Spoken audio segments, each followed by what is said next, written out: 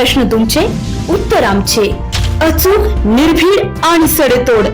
लोकशाहीचा खरा मंत्र म्हणजेच न्यूज लोक.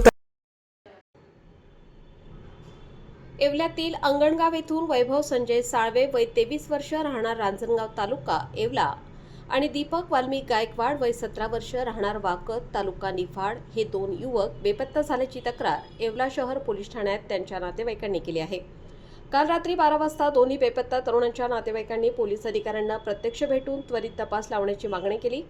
बेपत्ता झालेल्या तरुणांचे फोन टॅपिंग करून MIDC पोलीस अहिल्यानगर व येवला शहर पोलीस यांच्या संयुक्त तपास कारवाईत आज अहिल्यानगर येथे मिळून आले आहे. सदरचा तपास पोलीस निरीक्षक योगेश कोरपडे यांच्या मार्गदर्शनाखाली सुरू होता.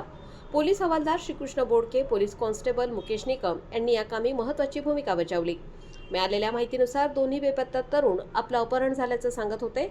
मात्र प्रत्यक्षात त्यांच्या बेपत्ता होण्यामागे निश्चित काय कारण आहे हे तपासाअंती समजू शकणार आहे. न्यूज लोकतंत्र 18 साठी हुसेन शेख, येवला.